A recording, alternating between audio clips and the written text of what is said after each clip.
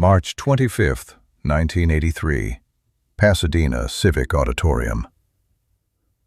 The evening had been organized as a celebration.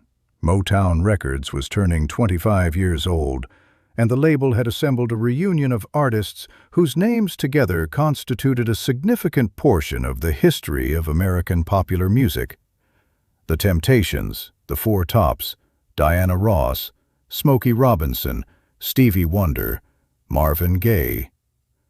The evening was being recorded for broadcast on NBC, and the audience inside the auditorium was aware, in the way that audiences at televised events are aware, that they were present for something that would be watched by a much larger number of people than were currently in the room.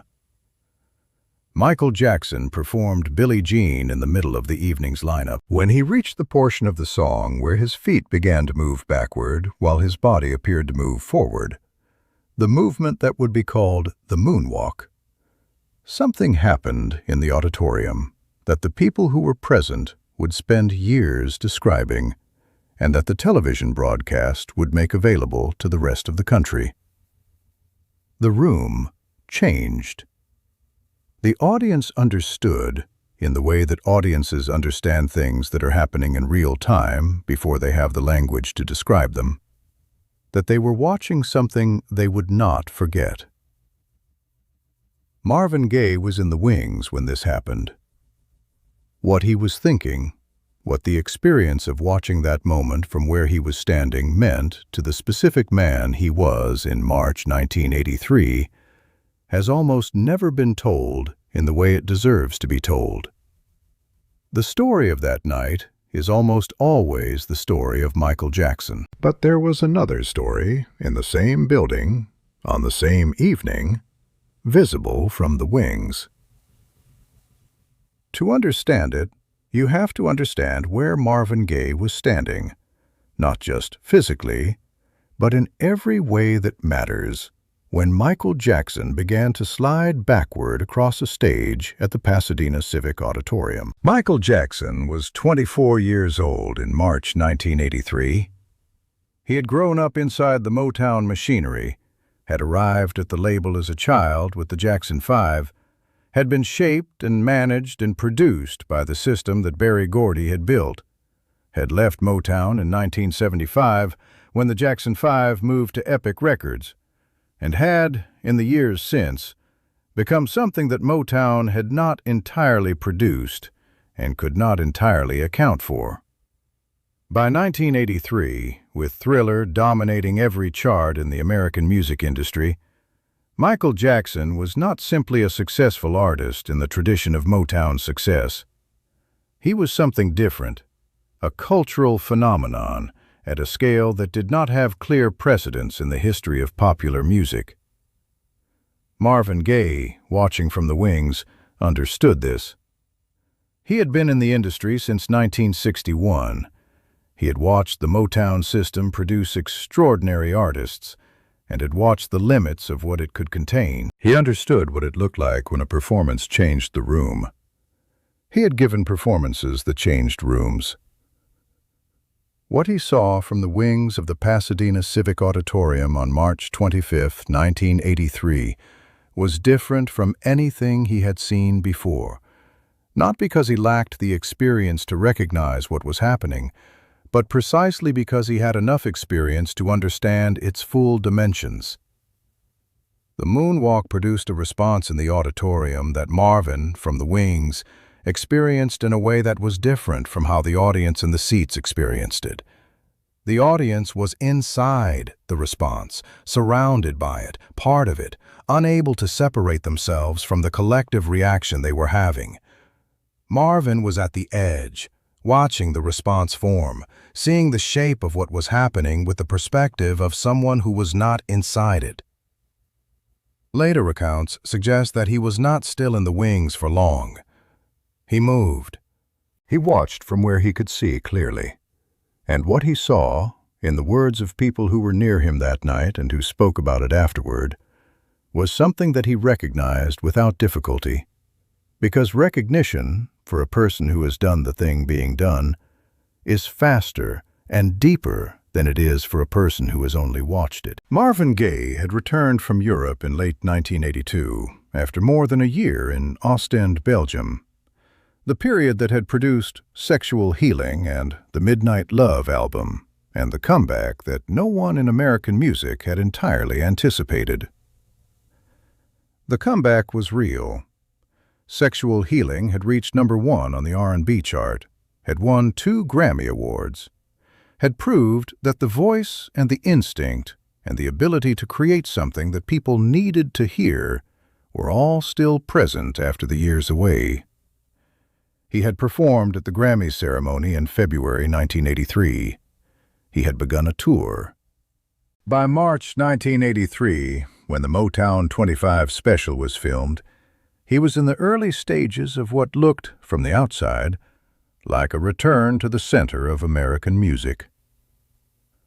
But Marvin Gaye in March 1983 was also a man who had recently turned 44 years old, who had been fighting his own interior battles with the drug use that had accompanied the difficult years, with the financial pressures that the IRS was still applying, with the family dynamics at his parents' home in Los Angeles where he had returned and where the relationship with his father remained what it had always been. The comeback was real. The conditions inside which it was happening were complicated.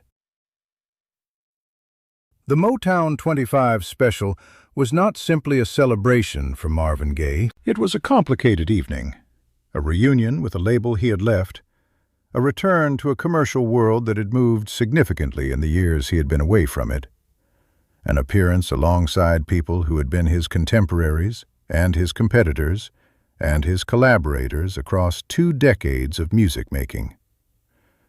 The evening asked him to be present for a history in which he was a central figure, while that history was being packaged and broadcast for an audience that was simultaneously discovering new things and being reminded of old ones.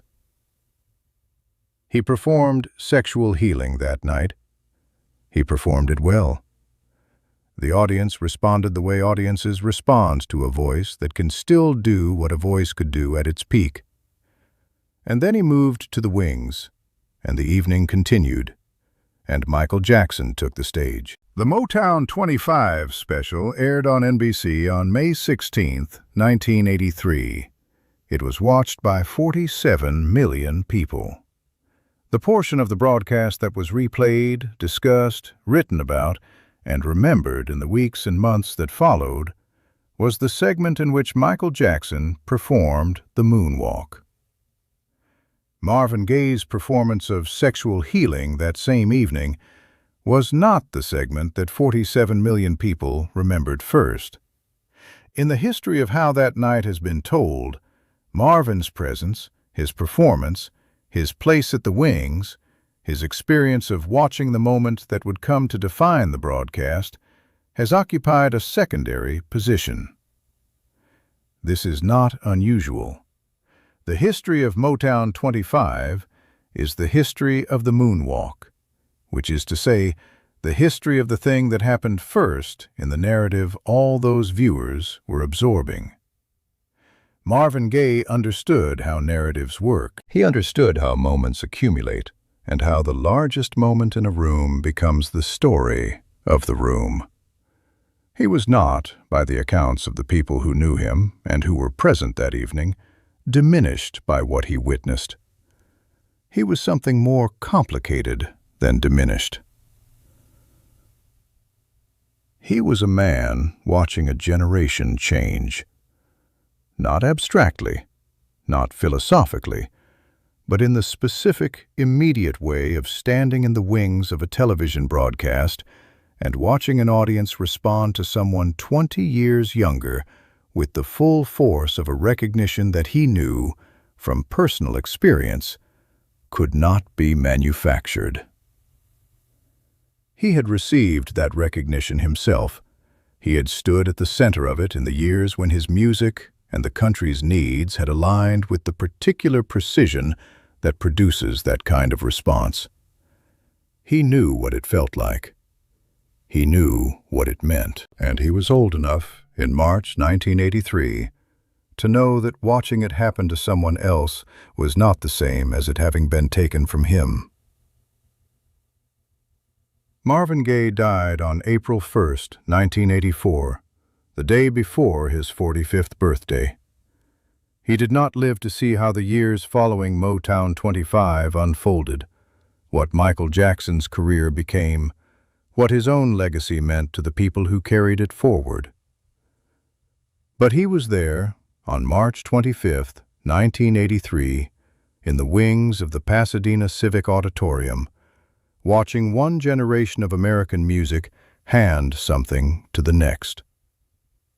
He was one of the few people in that building who fully understood what was being handed over, and what it cost to give it.